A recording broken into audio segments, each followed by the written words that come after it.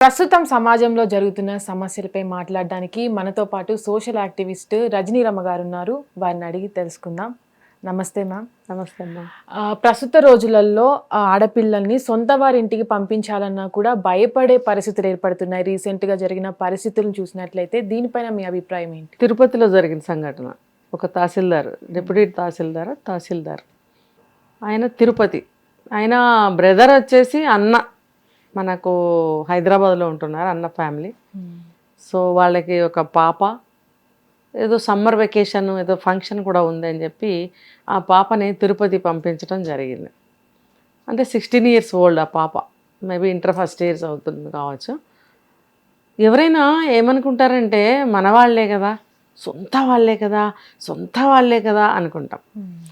కొన్ని కుటుంబాల్లో కల్చర్ ఎట్లా ఉంటుందంటే వాడిని చాలా బాగా క్లోజ్గా ఉంటారు. తండ్రితో ఎంత క్లోజ్గా ఉంటారో చిన్నాన్నలు పెదనాన్నలతో కూడా అదే క్లోజ్గా ఉంటారు. వాళ్ళ చిన్నతనంలో అయితే ఒళ్ళో కూర్చొని మాట్లాడటము, భుజం మీద చేతులేసి మాట్లాడటము, తండ్రికి ఇచ్చినట్టే ముద్దు పెట్టడము, అది అంటే ఒక జాయింట్ ఫ్యామిలీ పద్ధతిలో నడుస్తూ ఉంటుంది, కలిసి ఉండకపోయినా. అంటే అంత కలిసిమెలిసి ఉంటున్నట్టు. కానీ మనిషి అనేవాడు ఎప్పుడు ఒకేలాగా ఆలోచించడు. వాడు ఆలోచన పరిస్థితులు ప్రకారంగా మారిపోతూ ఉంటుంది. బుద్ధి ఆలోచన ఒపీనియన్స్ అన్నీ మారుతూ ఉంటాయి. ఎప్పుడు ఒకేలాగా మనిషి ఆలోచించడు. ఇప్పుడు అతను తహసీల్దార్ అనే అతను ఒక 50 years ఓల్డ్, 50 years 16 years చూసావా ఎంత డిఫరెన్స్ ఉందో, దగ్గర 45 years. అయితే ఇప్పుడు 40 years అనుకోవచ్చు. అప్పుడు అతను ఆ పిల్లని కన్న బిడ్డతో సమానమే, సొంత అన్నయ్య అంటే అన్నయ్య ఇతను కలిసి సొంత తల్లి, ఒక తల్లి బిడ్డలు అన్నప్పుడు సొంత రక్తము, తన బిడ్డతో సమానమే. అన్నకు పుట్టిన తనకు పుట్టిన తన బిడ్డ లాంటిది, ఒకే ఇంటి వాళ్ళు, ఒకే రక్తము, ఒకే అన్నదమ్ములు కాబట్టి. మరి అలాంటప్పుడు ఇంత ఏజ్ వచ్చిన తర్వాత ఆ బుద్ధి చూసావు ఎట్లా మారిపోయిందో. ఎక్కడ ఉంది లోపం అనంటే, మన వాళ్ళు అని నమ్మటంలో తప్పులేదు, కానీ ఈ రోజులను బట్టి మనవాడిని కూడా నమ్మకూడదని ఇలాంటి వెధవలు ప్రూవ్ చేస్తున్నారు. మరి ఇంకేమనాలి, వాళ్ళని దండేసి మనం సన్మానించి మాట్లాడాల్సిన పరిస్థితి అయితే లేదు. వచ్చినప్పుడు ఫంక్షన్కి వచ్చినప్పుడు ఆ అమ్మాయితో క్లోజ్గా ఫోటోలు తీసుకోవడము, ఆ అమ్మాయితో క్లోజ్గా మాట్లాడటము, సెల్ఫీలు తీసుకోవడము, దగ్గరగా తీసుకుని ఫోటోలు తీసుకోవడము, ఇలాంటి ఫొటోస్ అన్ని తీసి మళ్ళీ ఆ అమ్మాయికి పంపించి వెంటనే బ్లాక్మెయిల్ చేయడం. అంటే ఆ టైం గ్యాప్ ఎంత ఉందనేది నాకు అర్థం కాలేదు. మేబీ ఫంక్షన్కి ఒక, అంటే సమ్మర్ వెకేషన్కి కూడా వెళ్ళింది కాబట్టి కొన్ని డేస్ అక్కడ ఉంది అని అనుకోవాలి మనం. ఆ ఉన్న టైంలో అతను ఆ పని చేస్తుంటాడు, ఇది ఆ అమ్మాయిని బ్లాక్మెయిల్ చేయటము. ఇప్పుడు చూసామంటే ఆ అమ్మాయి ఏజ్ వచ్చేసి 16 years, అంటే సెల్ ఫోన్ మెయింటైన్ చేస్తుంది. ఇవ్వాల్సి వస్తుందా అని క్వశ్చన్ వేసుకోవాల్సి వస్తుంది. ఇప్పుడు బయటకు పంపిస్తున్నాము, ఒక్కటే వెళ్తుంది ఆడపిల్ల, అన్నదమ్ముల్ని ఇచ్చి పంపలేదు, తను ఒక్కతనే ఇచ్చి పంపించారు. అక్కడ ఏదన్నా అవసరమైతే ఫోన్ చేయమ్మా అని ఇస్తారు సాధారణంగా. ఇంకొకటి ఏంటంటే సెల్ ఫోన్ మెయింటైన్ చేస్తున్నారు. ఇప్పుడు వాళ్ళు ఇవ్వకపోయినా వీళ్ళకు ఉంటున్నాయి ఫోన్లు, కొనిపించుకుంటున్నారు పేరెంట్స్ తోటి. సో ఎలా అనుకున్నా కానీ వీళ్ళ దగ్గర సెల్ ఫోన్స్ అనేవి ఉంటున్నాయి. ఉన్నప్పుడు అతను ఆ ఫొటోస్ అన్నీ అమ్మాయికి పంపగలిగాడు. ఇప్పుడు అర్థమైందా నేను ఎందుకు సెల్ ఫోన్ గురించి మాట్లాడాను? ఆ అమ్మాయి దగ్గర ఆ ఫోనే లేకపోతే వాడు ఆ ఫొటోస్ పంపించగలడా? ఫోన్ అనేది కంపల్సరీ ప్రతి ఒక్కళ్ళు మెయింటైన్ చేస్తున్నారు కాబట్టి ఒక మంచి చేయాలన్నా ఒక చెడు చేయాలన్నా చాలా ఈజీ అయిపోతుంది. వాడు ఆ ఫొటోస్ అన్నీ ఆ అమ్మాయి ఫోన్కి పంపించి బ్లాక్మెయిల్ మొదలుపెట్టాడు. నువ్వు నాకు లొంగాలి అని. ఈ అమ్మాయి ఏం చేయాలి? వాళ్ళ మదర్కి చెప్పాలి కదా, చెప్పలేదు. ఈ మాట నేను చాలా వీడియోస్లో చెప్పాను. ఇలాంటి థ్రెట్, ఇలాంటి సమయం, ఆపద ఎప్పుడన్నా వస్తే మీరు మనసులో పెట్టుకోవద్దు. ఫస్ట్ స్టెప్లో ఎవడు ఏమి చేయలేడు. కాబట్టి ఎప్పుడైతే ఫస్ట్ స్టెప్లో నిన్ను బ్లాక్మెయిల్ చేసి బెదిరించాడో ఇమ్మీడియట్గా నువ్వు తెలియజేసేయాలి. అక్కడ నువ్వు మీ పిన్ ఉందా, పిన్ని కన్నా చెప్పు, లేకపోతే వెంటనే ఫోన్ ఉంది కదా మీ అమ్మ నాన్నలకు చెప్పు.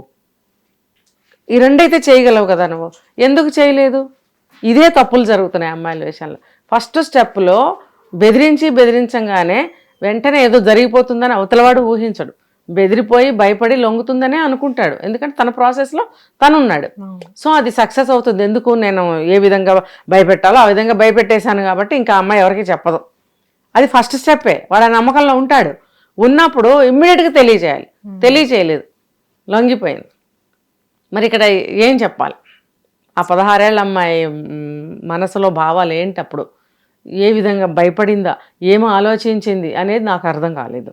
కానీ ఈ విషయంలో చూసుకున్నట్లయితే సొంత బాబాయ్ అంటే ప్రొటెక్ట్ చేయాల్సిన తండ్రి స్థానంలో ఉన్న బాబాయ్కి అంటే అలాంటి ఆలోచనలు ఈ మధ్య కాలంలో ఆ ఏజ్ లో ఉన్న వారికి కూడా విపరీతంగా పెరిగిపోతున్నాయి. షుగర్ డాడీస్ అంటే దీనికి రీజన్ ఏమో అనుకోవచ్చు? ఏమీ లేదు. ఒక చిన్న పిల్లైనా పెద్దావిడైనా ఏ ఏజ్ అయినా సరే ఒక ఆడది అన్న దృష్టితో చూడటం వల్ల వాళ్ళకి ఆ కోరికలు ఉన్నప్పుడు ఎవరితోనైనా సరే తీర్చుకోవాలని ప్రయత్నాలు అనమాట. ఇంట్లో అతనికి యంగ్ వైఫ్ ఉంది, ఇంట్లో ఉన్నప్పుడు చిన్నపిల్ల మీద దృష్టి పడటం ఏంటి అంటే, పాత రోజుల్లో కూడా ఒక మాట చెప్పేవారు. చిన్న కన్యాశుల్కం సమయంలో చిన్నపిల్లల్నిచ్చి పెళ్లి చేస్తే ముసలాళ్ళకి ఇచ్చి వాళ్ళు ఎదురుకట్నం ఇచ్చి పెళ్లి చేసుకునేవాళ్ళు అంట. అంటే ఇది ఎట్లా అంటే ప్రతి ముసలాడికి ఎంత వయసు వచ్చిన వాడికి చిన్నపిల్ల కావాలి. ఈ ధోరణి అప్పట్లోనే విన్నాము, ఇప్పుడు కూడా జరుగుతున్నాయి. పేర్లు మార్చాం, ఇప్పుడు షుగర్ డాడీలని పేరు మార్చాం. థీమ్ ఒకటే, ధోరణి ఒకటే. అప్పుడు ఇప్పుడు ప్రతి ముసలాడికి వాడి రోగిష్ఠుడైనా ఆరోగ్యవంతుడైనా ముసలాడైనా ఎంత ఏజ్ ఉన్నా కూడా వాడి ఎటువంటి అందవికారుడైనా ఎటువంటి బుద్ధి గలవాడైనా వాడికి యంగ్ అమ్మాయి కావాలి, చిన్న అమ్మాయి కావాలి అనేది అర్థమవుతుంది, నిరూపిస్తున్నారు వీళ్ళు. ఇంట్లో భార్య ఉంది కదా, చక్కగా తన వయసుకు తగ్గ భార్య ఉంది కదా, ఇన్ని సంవత్సరాలు ఆవిడతో కాపురం చేస్తున్నావు కదా, ఎందుకు నువ్వు మార్పు కోరుకుంటున్నావు? చిన్నపిల్ల మీద కన్నేంటి? ఒక లేడి పిల్ల మీద పులి కన్నేస్తే ఏం జరుగుతుంది? ఇప్పుడు సమాజంలో అదే ఉంది, అదే నడుస్తుంది. సో ఆ పిల్ల భయపడిందో మరి ఏమని బెదిరించాడో ఆ పిల్ల లొంగిపోయింది. సరే అంతా బాగుందిలే, ఇంకా అమ్మాయి బయటకు చెప్పదనుకున్నాడు. ఊరు వచ్చి రాగానే వాళ్ళ అమ్మకి చెప్పింది, ఆమె కేసు పెట్టింది, అది ఫర్దర్గా జరుగుతుంది. అయితే ఇక్కడ ఏంటంటే మనం చెప్పుకోవాల్సిన విషయము, నేను ఈ విషయం కూడా కొన్ని వీడియోస్లో చెప్పాను. చిన్న పిల్లలైనా, ఆ 10 ఏళ్ల పిల్లలైనా, టీనేజ్ పిల్లలైనా, పెళ్లి కావాల్సిన పిల్లలైనా, పెళ్ళైన వాళ్ళైనా, ఒక మిడిల్ ఏజ్ వచ్చిన స్త్రీ అయినా ఎటువంటి సందర్భంలోనూ ఎవరింటికి వెళ్ళకూడదు అంతే. రక్షణ లేదు. వాడి కన్ను ఎలా ఉంటుందో మనకు తెలియదు, అవతల వాడి కన్ను, వాడు ఏ వరసైనా కానీ. ఇప్పుడు ఈ వీక్లో తీసుకున్నామంటే మనం తల్లిని కొట్టిన వాళ్ళు, తల్లి మీద అత్యాచారం చేసిన వాళ్ళు, ఆ కేసులు మనం విన్నాం, ఇదే వారంలో విన్నాం. మరి ఇలా మారిపోయినప్పుడు ఒక స్త్రీకి, ఒక ఆడపిల్లకి, ఒక చిన్నపిల్లకి, ఒక మిడిల్ ఏజ్ ఆవిడికి, ఒక పెద్ద వృద్ధాప్యంలో ఉన్న స్త్రీకి రక్షణ ఏది? ఇల్లు కదిలి పక్కింటికి వెళ్ళాలన్న స్వేచ్ఛ లేదే. ఇప్పుడు కొంతకాలం క్రితం ప్రతి వాళ్ళు తలుపులు వేసుకుంటున్నారు అని అన్నారు, ఇప్పుడు తలుపులు వేసుకోవాల్సిన పరిస్థితి వస్తుంది, పక్కన వాడు ఏమైనా కూడా. ఎవరి రక్షణ వాళ్ళు తీసుకోవాల్సిన పరిస్థితి. కాబట్టి ఎటువంటి పరిస్థితుల్లోనూ ఏ వయసు ఆడవాళ్ళు కూడా ఎవరింటికి వెళ్ళకండి. కానీ వెళ్ళొద్దు అంటే అవసరాలు బట్టి మనం వెళ్ళాల్సిన అవసరాలు అంటేనమ్మా, ఒక ఫంక్షన్ వచ్చినప్పుడు ఫ్యామిలీ వైజ్గా వెళ్ళండి, మళ్ళీ ఫ్యామిలీ వెనక్కి రండి. లేదు భార్యాభర్త వెళ్ళిరండి, సరిపోతుంది. ఈ టీనేజ్ అమ్మాయిని ఒకదాన్ని ఫంక్షన్కి పంపడం ఎందుకు అంటే, చెప్పాను దానికి ముందే చెప్పా, వాళ్ళ ఫ్యామిలీస్కి ఉన్న అనుబంధం వల్ల పర్వాలేదులే, సమ్మర్ వెకేషన్ కూడా అమ్మాయి గడిపి వస్తుంది, దాంతోపాటు ఫంక్షన్ కూడా ఉంది కదా అని పంపించింది ఆవిడ. అక్కడ జరిగింది అలా ఆ ఆలోచన ద్వారానే మానుకోవాలి. ఇప్పుడు ఏం జరిగింది? ఇప్పుడు కేసు పెట్టడం జరిగింది, కేసు బయటకు వచ్చింది. రేపు బంధువుల్లో అందరికీ ఈ విషయం స్ప్రెడ్ అయితే అమ్మాయి భవిష్యత్తు ఏంటి? చిన్న పిల్ల, 16 సంవత్సరాలు అంటే చాలా చిన్న పిల్ల. ఏంటి అమ్మాయి భవిష్యత్తు ఏంటి? వాడు ఏమన్నా పూడ్చగలడా? అమ్మాయి భవిష్యత్తుని తీర్చిదిద్దగలడా? తండ్రిలాగా బాధ్యత తన మీద వేసుకొని చూసే మనిషి వాడు. అదే ఉంటే ఈ పని చేయడు కదా. కాబట్టి ప్రతి పేరెంట్స్ తెలుసుకోవాల్సింది, పిల్లలు కూడా మారాన్ చేయకూడదు. వాళ్ళ ఇంటికి వెళ్తాం, వీళ్ళింటికి వెళ్తాం, మా 25 ఏళ్ళు వచ్చినాయి, మాకేం భయం, మేము వెళ్తాం, 4 రోజులు ఉండొస్తామంటారు. ఎట్టి పరిస్థితుల్లో పంపడానికి వీల్లేదు. వెళ్ళారు అంటే ఎన్నో ఎదుర్కోవాలి కదా. మరి ఇవన్నీ ఎదుర్కోగలరా? మీకు ఇష్టమేనా? అది జవాబు వాళ్ళే చెప్పుకోవాలి దానికి. కాబట్టి మామూలుగా చెప్పుకోవాలంటే ఎవ్వరు పిల్లల్ని, ఏ వయసు పిల్లలైనా సరే, పెద్ద వయసు స్త్రీలైనా సరే, ఒకళ్ళ ఇంటికి ఒంటరిగా వెళ్ళకండి అంతే. పని ఉంటే ఫ్యామిలీతో వెళ్ళాలి, చూసుకోవాలి, వచ్చేయాలి. ఈ రోజుల్లో ఫంక్షన్స్కి కూడా వెళ్ళొద్దని చెప్తున్నారు కొంతమంది. మనకి ఏమంటారంటే లేనా దేనా కుచ్బీ నెయ్యి అంటారు. అంటే వెళితే మనస్తాపమే, 2 మాటలు అనిపించుకోవడం. అనేవాళ్ళు అయితే తిరిగి అంటారు, అనేవాళ్ళు అనిపించుకునే వాళ్ళు అక్కడ ఒక చిన్నపాటి గొడవ అవుతుంది. లేదు అనేవాళ్ళు కాదనుకో, అనిపించుకుని రావాలి. ఇవన్నీ ఎందుకు ఈ ప్రాబ్లమ్స్? అసలు వెళ్ళకండి అని చెప్తున్నారు. అంటే ఆడపిల్లలు ఉన్న తల్లిదండ్రులు ఈ కాలంలో ఎలాంటి జాగ్రత్తలు తీసుకోవాలి, పిల్లలకు కూడా ఎలాంటి జాగ్రత్తలు చూపెట్టాలి అని అంటారు? చెప్పాను కదా, ఎక్కడికి పంపకండి, ప్రికాషన్ తీసుకుని కూడా పంపకండి, ప్రికాషన్ తీసుకుని కూడా పంపకండి, అసలు అవసరం లేదు. మీ పిల్లల్ని ఎట్లా అంటే ఇప్పుడు కొన్ని సంస్థలు వచ్చాయి, ఇప్పుడు ఎట్లా అంటే పిల్లలకి చిన్నపిల్లల 5 years ఏజ్ అప్పటి నుంచి కూడా కరాటేలని కుంఫూలని ఇలాంటివి నేర్పే కొన్ని కేంద్రాలు వచ్చాయి, సెంటర్స్. అందులో పిల్లల్ని జాయిన్ చేస్తున్నారు, మంచి టెక్నిక్స్ నేర్పుతున్నారు, ఎట్లా ఎదుర్కోవాలి, ఏదన్నా ఆపద వచ్చినప్పుడు ఎలా బయటపడాలి, అంటే ఫిజికల్ ఫిట్నెస్ ఉంటుంది, ఒక ధైర్యం వస్తుంది, ఎలా ఎదుర్కోవాలి అనే ట్రిక్స్ టిప్స్ అన్నీ అందులో నేర్పిస్తారు. కరాటే అంటే తెలియంది ఏమీ లేదు కదా, అందులో ఎట్లా ఫైట్ చేయాలి, మనల్ని మనం ఎట్లా ప్రొటెక్ట్ చేసుకోవాలి అనేవి కూడా ఇంక్లూడ్ చేసి మరి కొత్తగా వాటిని ఆవిష్కరించి నేర్పిస్తున్నారు. దీనికి నాకు తెలిసిన సెంటర్స్ కూడా ఉన్నాయి, అమ్మాయిలే, ఇలాంటి అమ్మాయిలే నడుపుతున్నారు, చిన్న అమ్మాయిలే, పెళ్లిగాని అమ్మాయిలే పూనుకొని దీనికి నడుపుతున్నారు. సో మన నెట్లో సెర్చ్ చేస్తే మన కాంటాక్ట్ నెంబర్స్ కూడా దొరుకుతాయి. అది అప్రోచ్ అయినట్టయితే పిల్లల్ని అటువంటి సెంటర్స్లో జాయిన్ చేసి 5 ఏళ్ల పిల్లప్పటి నుంచి నవడేస్ సంగీతమా డ్యాన్సా అలాంటివి నేర్పిస్తున్నారు. కానీ ఇది వెరీ వెరీ ఇంపార్టెంట్, అది కాదని నేను అనను, అది అభిరుచి, ఒక కళ నేర్చుకోవాలని. జీవితాన్ని నువ్వు రక్షించుకోలేనప్పుడు ఒక కళ నేర్చుకుని కూడా మనం నిరుపయోగం అని నేను అనను. ఏది ఇంపార్టెంట్ మీరు డిసైడ్ అవ్వాలి. జీవితాన్ని ఎవరి ప్రొటెక్షన్, ఇప్పుడు అమ్మ నాన్న చెప్పి పంపిస్తారు, స్కూల్లో టీచర్లే బెల్ కొట్టాం ఇంటికి వెళ్ళండి జాగ్రత్తగా వెళ్ళండి అంటుంది. ఇన్ బిట్వీన్ ఎవరు జాగ్రత్త తీసుకోవాలి?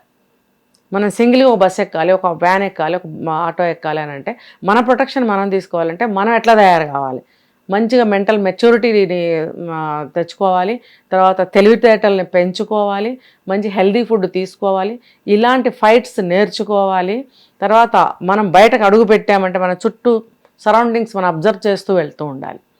ఇవన్నీ చేస్తూ ఏదన్నా మనకి అటాక్ వచ్చిందంటే, ఎవరైనా మనని అటాక్ చేస్తే మనం ఎలా వాళ్ళని రీఅటాక్ చేయాలి, ఎలా ఎదుర్కోవాలి, మనల్ని మనం ఫస్ట్ ఎయిడ్గా మనం ఎలా సేవ్ చేసుకోవాలి అనే పిల్లలు నేర్చుకోవాలి, ఆడపిల్లలు ముఖ్యంగా. సో అటువంటి సెంటర్స్ ఉన్నాయి, వాళ్ళు అందులో చేరి చిన్నప్పటి నుంచి నేర్చుకోవటం మంచిది. తర్వాత ఎక్కడికి వెళ్ళకపోవటం అనేది సెకండరీ. అంటే నన్ను నేను ప్రొటెక్ట్ చేసుకోగలను కదా, నేను ఇష్టం వచ్చినట్టు తిరుగుతాను అని అంటే మనం ఒక్కళ్ళం, అవతల వాళ్ళు 4 ఉన్నప్పుడు మన బలం ఏమవుతుంది? కాబట్టి ఒంటరిగా వెళ్ళటం అనేది మంచిది కాదు. ఏ ఫంక్షన్ ఉన్నా సరే, ఫ్రెండ్స్ ఇళ్ళకైనా సరే వెళ్ళకండి, ఇది నేను చెప్పే సలహా. హిట్ టీవీ యాప్, ఇందులో short news, live news, entertainment shows, movies, digital magazines తో పాటు మీ జిల్లా వార్తలను కూడా ఫ్రీగా చూడొచ్చు. ఇంకెందుకు ఆలస్యం, వెంటనే హిట్ టీవీ యాప్ ని డౌన్లోడ్ చేసుకుని ఫ్రీగా ఎంటర్టైన్మెంట్ పొందండి. Hit TV app. Hit TV app. Please download hit TV app. Hit TV app ని ఫ్రీగా డౌన్లోడ్ చేసుకొని ఎంజాయ్ చేయండి. మీకు నచ్చిన ఎంటర్టైన్మెంట్ కోసం హిట్ టీవీ యాప్ ని ఫ్రీగా డౌన్లోడ్ చేసుకొని ఎంజాయ్ చేయండి. హిట్ టీవీ యాప్ ని డౌన్లోడ్ చేసుకుని ఆస్వాదించండి, ఆశీర్వదించండి. ఇంతమంది సెలబ్రిటీలు హిట్ టీవీ యాప్ ని డౌన్లోడ్ చేసుకోండి అని చెప్తున్నారంటే ఎంత మంచి యాప్ ఆలోచించండి. అమెరికా అమెరికా అమెరికా అమెరికాలో చదవాలనుకునే వాళ్ళకి విశ్వసనీయమైన పేరు మన శౌర్య కన్సల్టెన్సీ. UK లో 1 year masters, UK లో 1 year masters, 2 years work permit up to 5 years visa. Contact Saurya Consultancy. Contact 89851 89851.